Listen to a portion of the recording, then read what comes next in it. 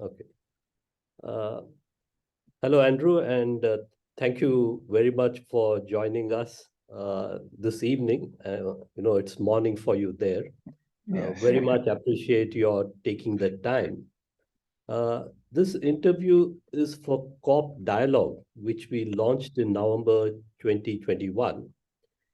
And in each issue of COP Dialogue, we look at a theme or issue and bring perspectives from across the Asia Pacific region, from cooperatives, from individuals who are familiar with the region, and cooperatives. The first COP Dialogue looked at cooperative identity, and this coincided with the World Congress, which was held in Seoul in November 2021. The second issue of COP Dialogue looked at cooperatives and innovation, and the third one was on climate change. Uh, 2023 marks the midpoint for the implementation of the Sustainable Development Goals. And cooperatives have been recognized as important partners to achieve the SDG because they promote democracy, enhance income, foster social inclusion, care for the environment, and have significant impact on the economy. And cooperatives across the Asia Pacific region are actively involved in the implementation of the SDGs. Given that it's the midpoint, and we thought that it would be good for the fourth issue of COP Dialogue to look at the SDGs and see how cooperatives have been doing at the local, national, and regional level. And to talk about cooperatives and SDGs and to provide perspective, we could not think of any better person than you.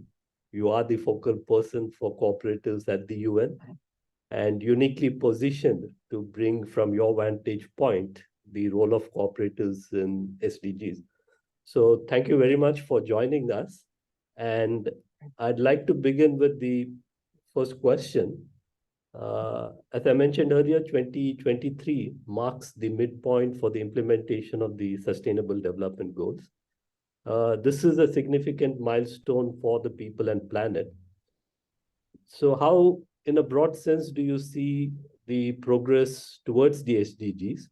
And what have been some of the positives that you've seen, and what have been the challenges that you've seen in the implementation of SDGs? Good evening again, colleagues in ICA Asia Pacific office. And thank you very much for inviting me to have this conversation with you. And thank you for the question. So you're right, we are reaching the midpoint. And even before we reach the midpoint, there was already some slight fears about the direction of the world regarding the SDGs. Already in 2020, sorry, even before the pandemic struck, we were already a bit concerned at the United Nations, and the Secretary General had already issued what he termed as a decade of action to try and accelerate progress towards the achievement of the SDGs. But let's start with perhaps also saying that there was some good news prior to the pandemic hitting. Poverty was declining, some health indicators were improving, and there was some hope that even if we were off track to achieving all the goals, there was some progress in some areas, which was encouraging. That's why the Secretary General was calling for a decade of action, just to accelerate progress, to make sure that we are in a good position to achieve all the SDGs by 2030. But then the pandemic struck. And basically, the world pretty much changed since the pandemic struck. And that brings, and actually when the pandemic struck, there was already some of the other problems I was alluding to, saying that, we were not really on track to meeting the SDGs. And the main issues here was the issue of climate change and also violent conflicts that are taking place around the world. I mean, let me just look at the pandemic first. It's, it kind of wiped out a lot of progress that has been made after that point in poverty reduction. Over 100 million people have been added into the list of the extreme poor since the beginning of the pandemic. And the UNDP has been publishing its Human Development Report since 1990. And every year there was progress in, the index kept improving until 2020 and 2021. And for the first time since the index has been compiled, it's now reversing. So you can see that there's been a reverse in a lot of areas, in poverty and health and education, because a lot of schools were closed during the pandemic. There's a whole, panoply of problems with the SDGs at the moment. A lot of these things were beyond policymakers' control. I mean, the pandemic was beyond policy. I mean, I guess you could say, like, with foresight, there could have been some planning. Countries could have been better prepared, but unfortunately, the pandemic struck.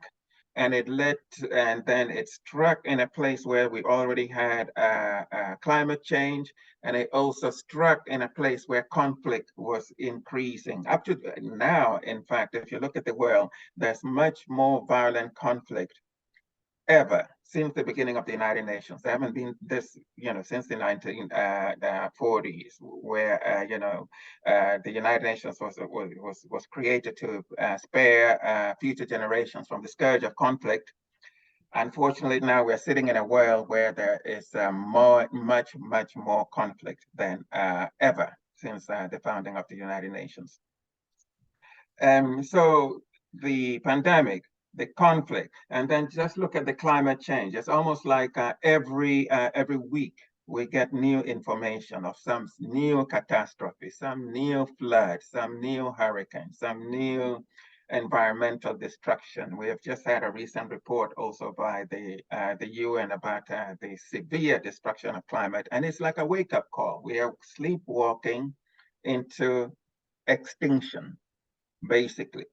And it's not that we don't know the problems. We know what's causing climate change. We had an agreement in Paris to try and reduce the main cause of climate change, the greenhouse gases and fossil fuels, which if the Paris Accord was being followed, by now, global greenhouse gas emissions should have peaked, and we should be declining by 43%, a decline by 2030, and net zero by 2050. However, we're not on that trajectory. It's still increasing, and fossil fuel industry is making record profits at the moment. So they're pumping out more gas, and that's basically we are going in the wrong direction regarding climate change. So, quite frankly, SDGs are in peril. The Secretary General has called for an SDG summit in September this year, a summit of heads of states, to try and rescue, which was what was a very ambitious, a very bold, and a very good plan for the planet. So we need all member states to take bold action, to do what is necessary. And in order to save the world, we need to do, as the Secretary General put it, everything, everywhere, all at once. That's the only way to rescue the Sustainable Development Goals. Yeah, you're right. When we had a ministers' conference, and the theme was on SDGs, and there also they were a thing about, and this was back in 2017, whether the SDGs would be achievable. But the main point put across was that you need to have a vision, a larger than life vision, where you want to go. You may progress and may or may not reach there, but if you don't have that vision, then you'll not get there. So I think the SDGs definitely were very ambitious and bold, and challenges that you said we encounter It was quite sudden. The pandemic was quite sudden. They were shut down, and so we do understand the challenges. And I hope at the midpoint there is stock taking and about how we are going to move forward. But let me come to the area of interest for us, which is cooperatives. And as I mentioned earlier, cooperatives are recognized as important partners to achieve the SDGs because Yeah. they promote democracy, enhance income, foster social inclusion, and care for the environment. And this is important when you talk about climate change.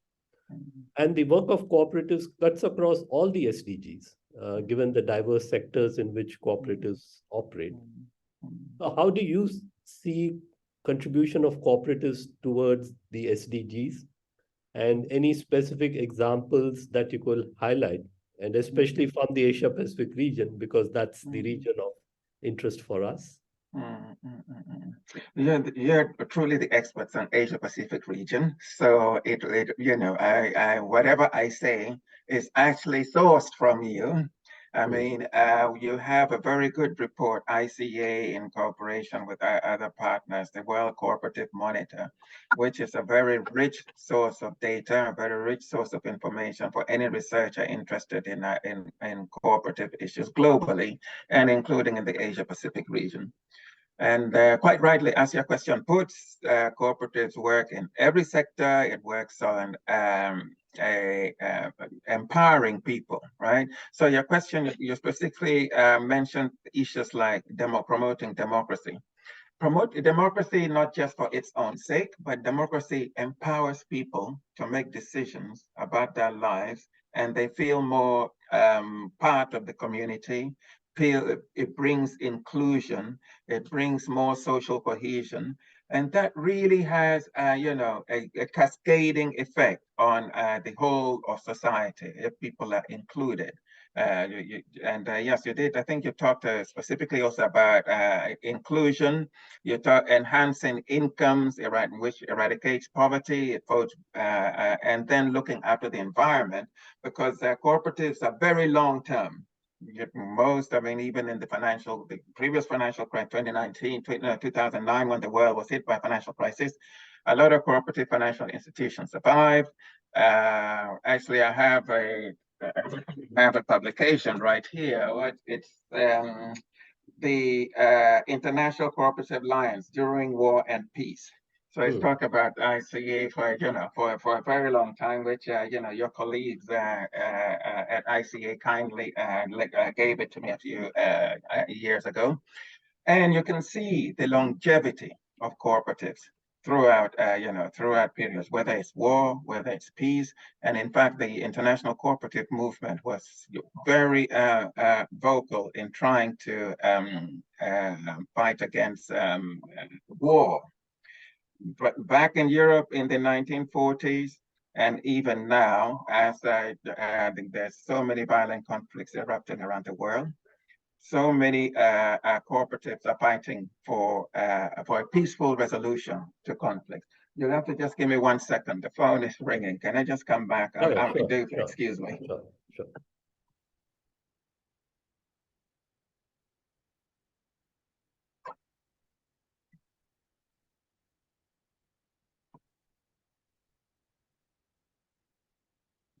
Excuse me. Okay.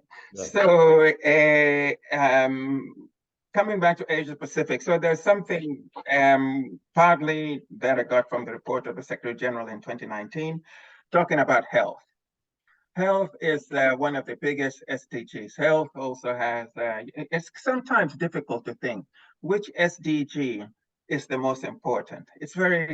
They're so interwoven, but then if you look at the right to life as one of the most important things, then healthcare is one of the most important SDGs. And you see that in many countries, actually, many cooperatives are so involved in healthcare, including in the Asia Pacific region.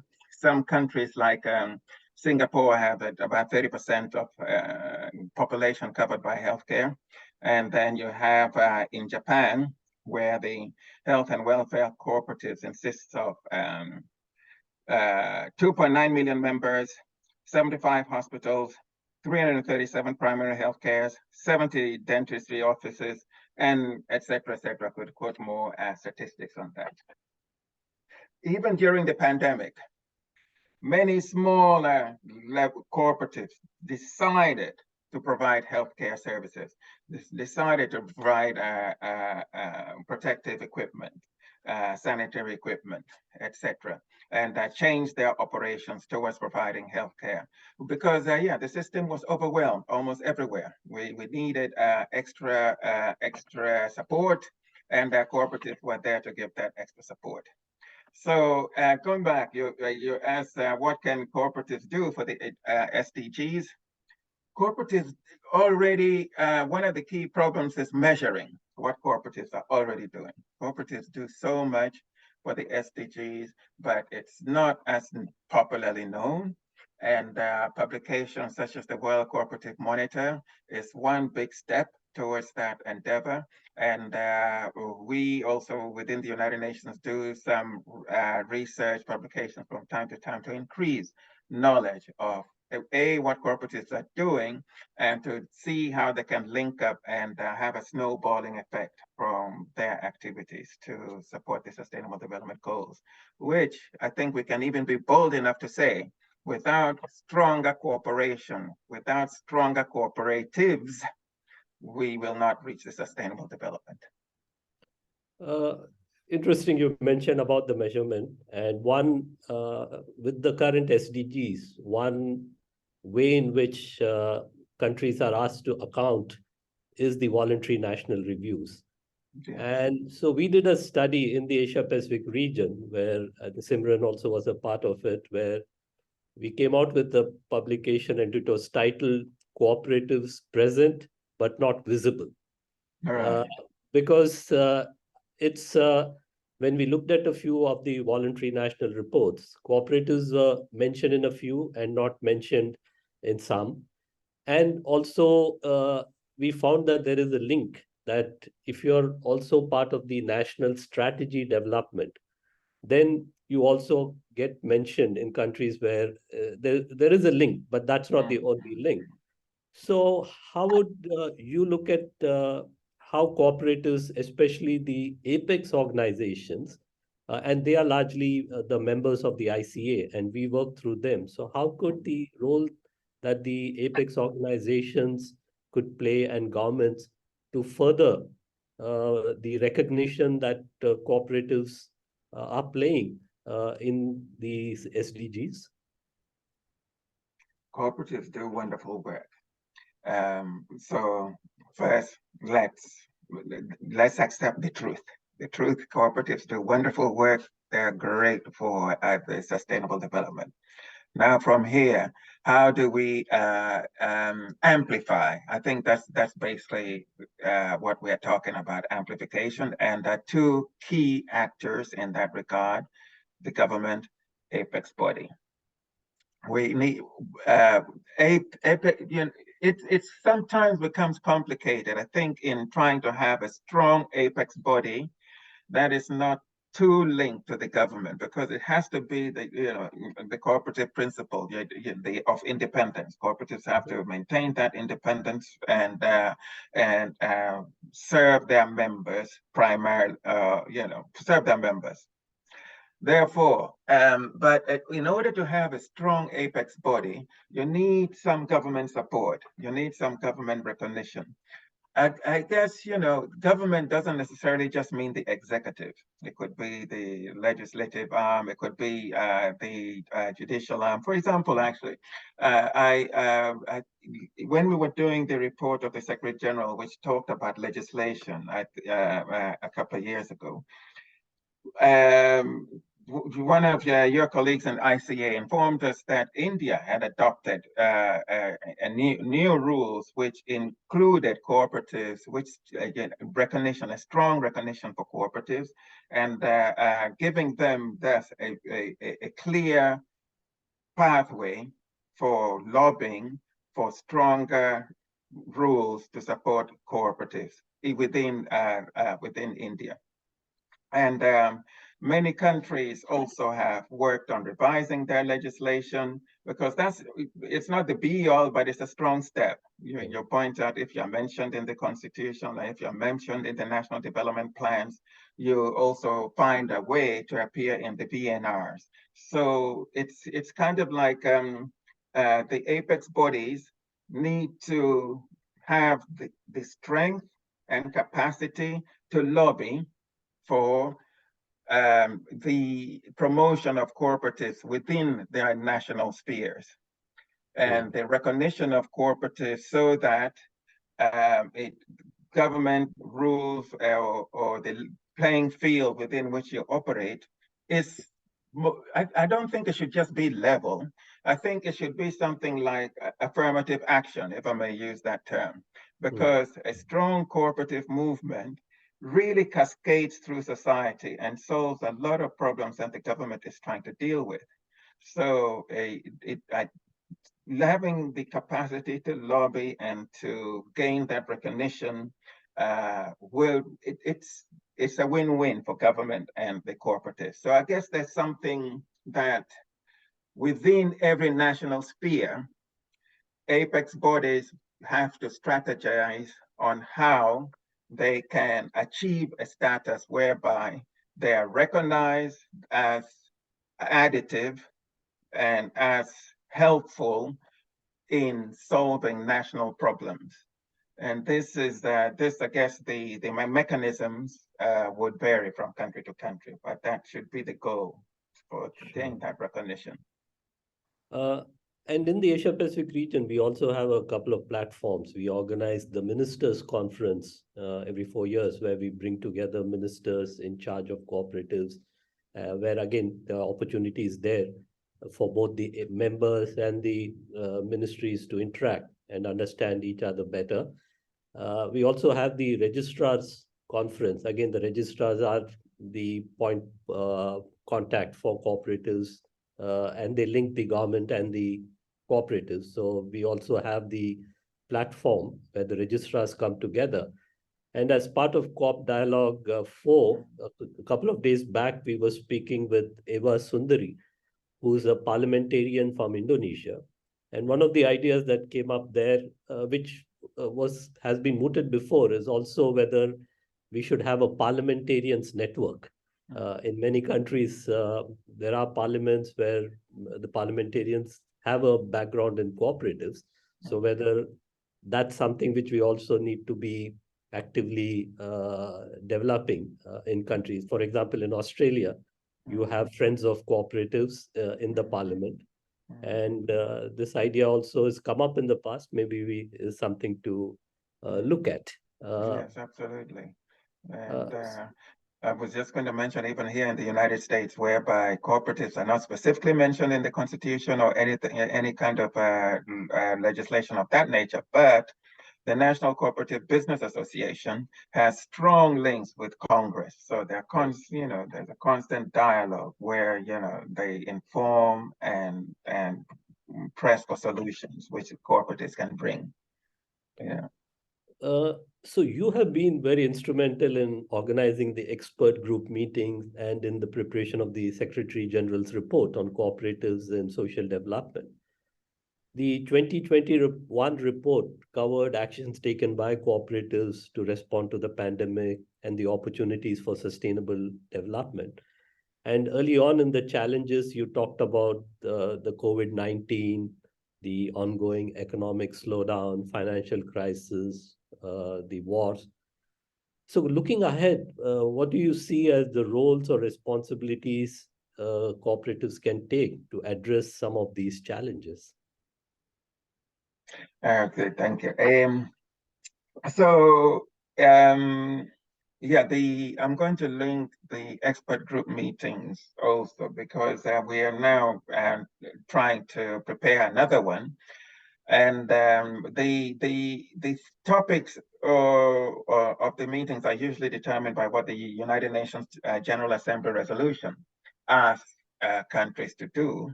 And one of the things that they're asking countries they say encourages governments to focus their support to cooperatives as sustainable and successful enterprises that contribute directly to decent employment generation, poverty eradication, education, social protection, and other issues. But the key here is support to cooperatives as sustainable and successful enterprises. As you see that once they are, supported as such, they can really contribute to the multiple crises that we're talking about. At the moment, yes, many cooperatives are active in this area, but the scale is not sufficient to bend the curve. So that's kind of by supporting them to be more successful, the scale will grow, and thereby we can have system-wide change. So the issues are complex, the issues of cooperative development.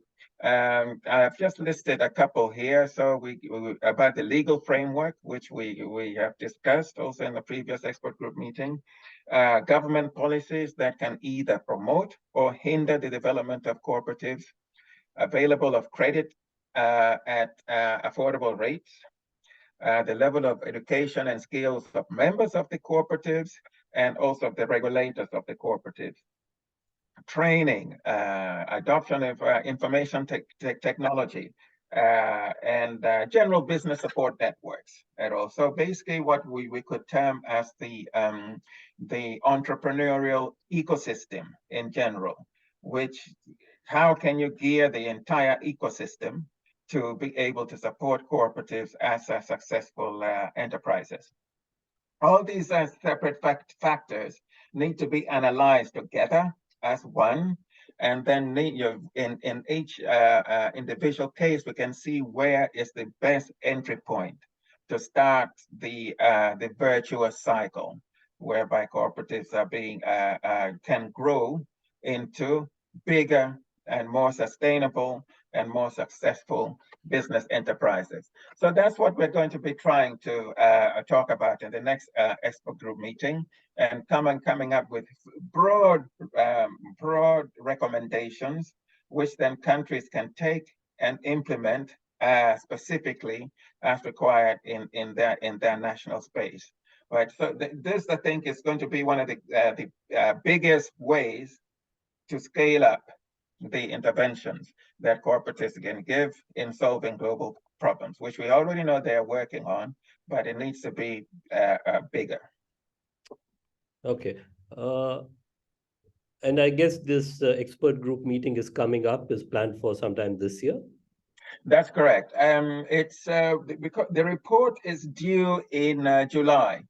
Okay. So we need the meeting at least about 2 months, say, before. So we're looking at May now to bring in some experts. So we want to bring in experts from academic side, from national statistical, not statistics, sorry, the cooperative regulators. It just escaped me so it's the apex body, then the regulators, and then the academics.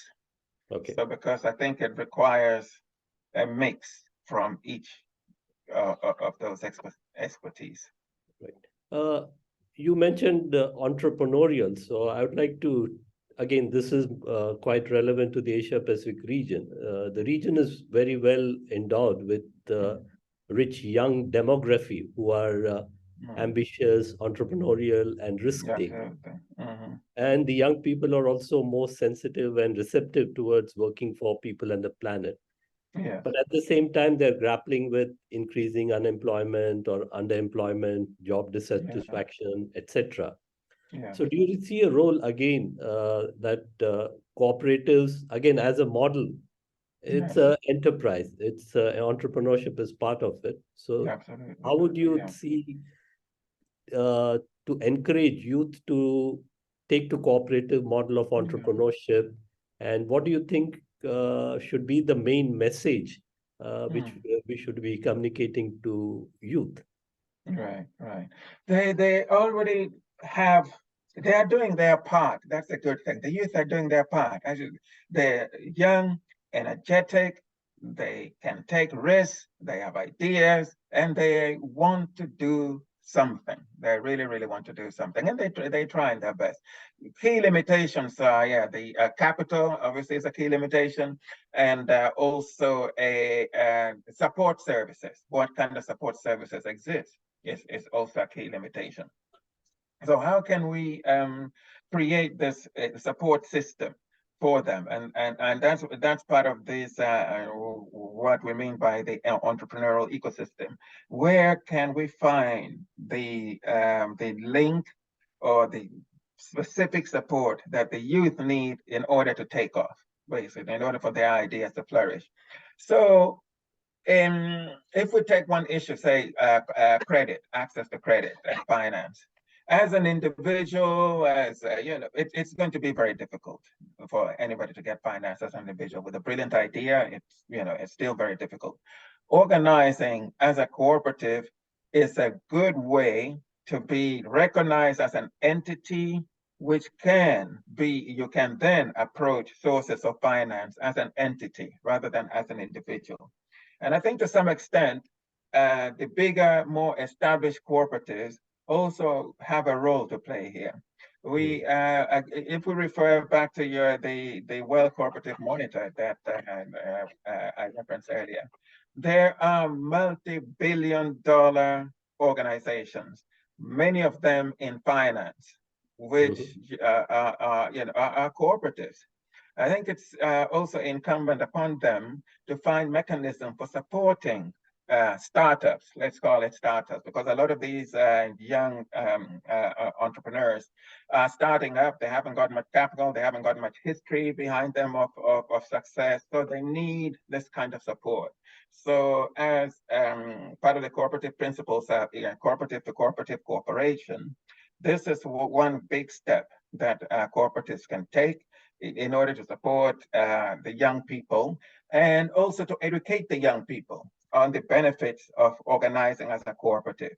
Because they already are operating in a difficult environment. There's not enough jobs to go around. So organizing as a cooperative is a very good way to bring your ideas and bring your ingenuity to the marketplace. I think there's a conversation that we can have here between cooperatives and then also the entire business support network that can be provided to young people. I'd like to go back to a question on the environment, and you had also mentioned about how do you create and the environment enable.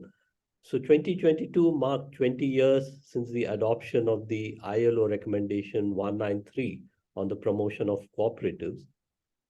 In your view, which countries in Asia Pacific have you seen with a favorable legal and policy environment for cooperatives, which again contribute to sustainable development? And are there learnings from there that we could take to other countries?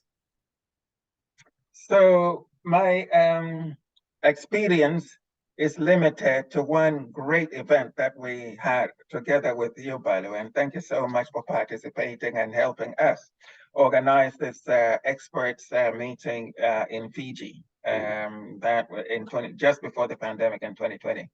That was we chose Fiji, if you remember, because they had actually done a lot of work.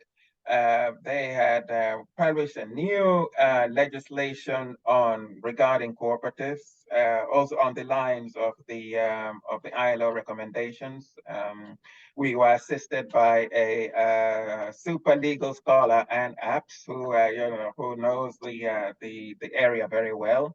And she had identified some of the key things that Fiji has done in its legislation, which could be very useful for the entire Pacific region.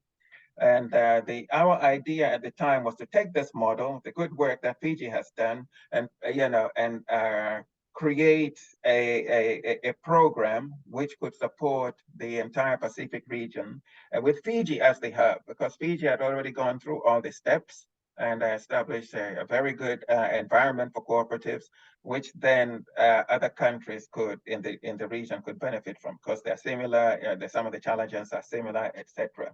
And I think at the time we had already created, or Ms. Apps had already created a network of registrars to kind of discuss and come up with some of the key things, elements that are required in each of the island states, which could then be harmonized to a set of standards and a set of steps.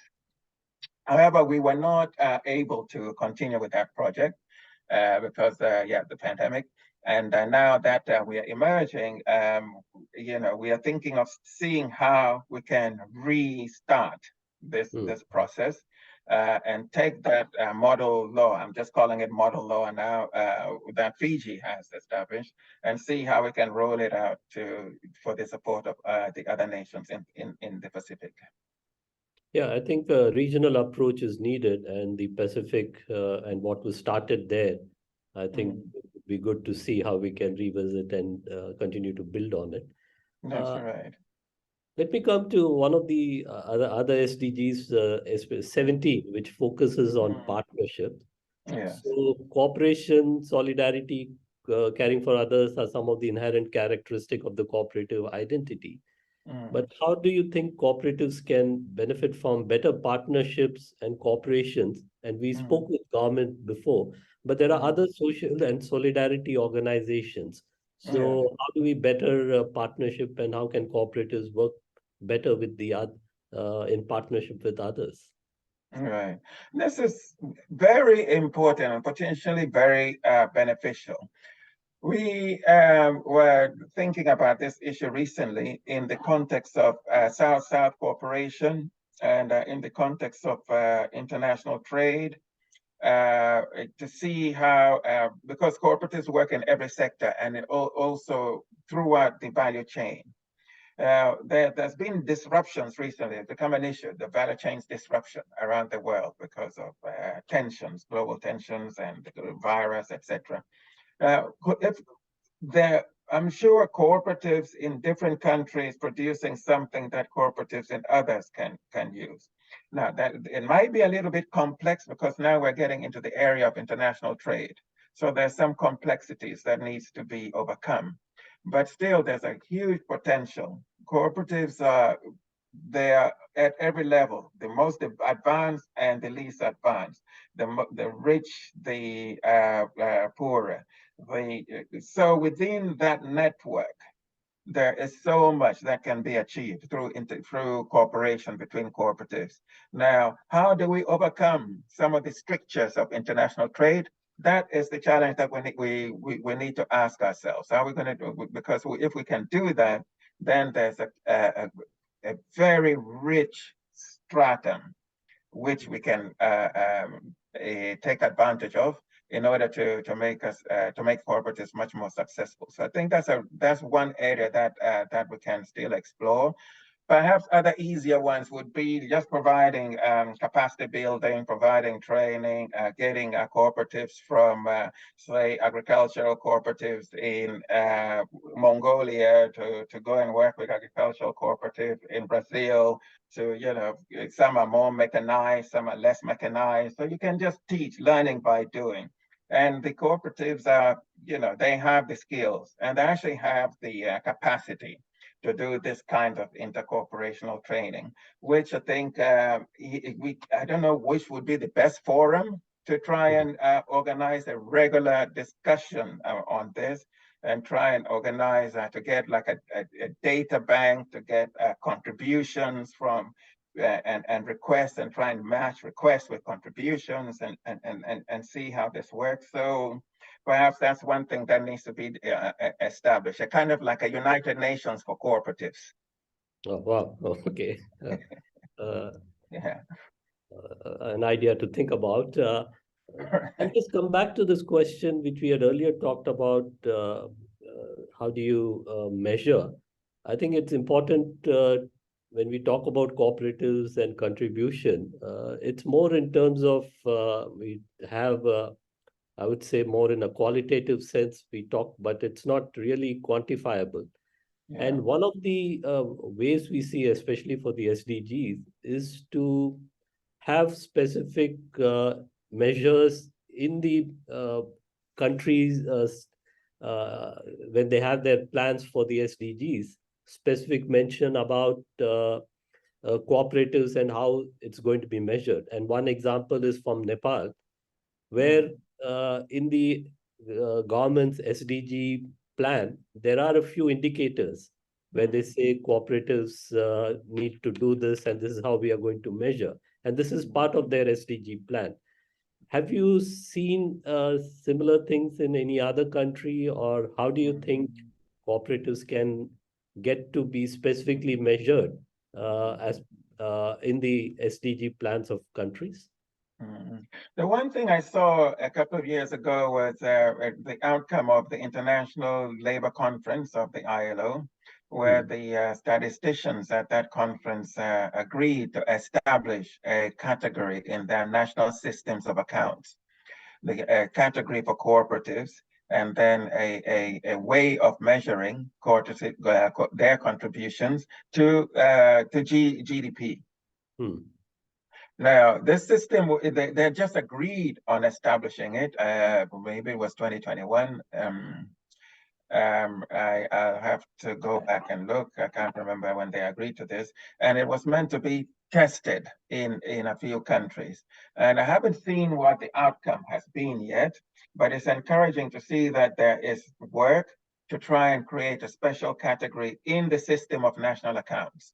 Right. For cooperatives, and once that comes to fruition, then we can then see measure their contribution to GDP is going to be very important, because then now we can actually say, look, fact, 10% of GDP, 15% of employment, or whatever the issue is. We'll have like clear measures to show our contribution, and that's one way of increasing our visibility, because that's the other thing that cooperatives need to do. Yeah, I think that's an important thing that you reminded us of, that the ILO, and there have been discussions on trying to see how cooperatives can be included as part of a national measurement. If That's it's right. part of it, then you don't have to do it on your own. It becomes something which you do on a consistent basis. So That's right. you again go back and see what's Yeah. being done. We talked about the Fiji workshop that we had in 2020. Timing was great. It was just before the pandemic hit, so we could, it was a successful workshop. Are there any further plans to do something similar in the Asia Pacific region again? So not concrete yet, Okay. but strong thoughts about it, right? Okay. Because I think what we had started there was so good, and it had so much potential, and so we can't let it just lie. We have to revive it and start with that, and do the legislative part, and then we'll see whatever the governments of the region may ask the UN and say this is an area that we need to look at, and then the UN will be ready to give support as requested. And also, I just spoke a little earlier about another expert group meeting about the entrepreneurial ecosystem. This is, it will be global in nature, and the report of the Secretary General on the issues will be global in nature. But I think from that, we can extract some recommendations, and which then the next step we'll see how do we apply it in specific contexts. And one of those contexts, of course, will be the Asia Pacific region. So from after this, after we come up with the recommendations here, then the next step will be, okay, where do we go with this? And I can see us coming back to the Asia Pacific region with that report. Wonderful. We look forward to seeing how we can have another one and build upon some of the recommendations which come. So Andrew, That's thank you right. so much. I think I've reached the last of my questions. So Right. thank you so much for taking the time. I think this has been a very informative for us to get your perspective on, and from your vantage point on cooperatives and the role that we can play. So thank you so Yes. much, and we look forward to our future interactions. I thank you, and I thank you really for thinking of me. The United Nations is always happy and ready to support countries on request, and we also actually are thinking of establishing a friends of cooperatives within the United Nations member states, so that we'll always have some group of countries who are ready to support initiatives that anybody comes up with regarding cooperatives. So I thank you very much for speaking with me today, and really look forward to seeing you soon in our joint cooperative world. Definitely look forward. Thank you again. Thank you, and have a good evening. Yeah, thanks a lot. Bye. Okay, bye-bye. Bye-bye.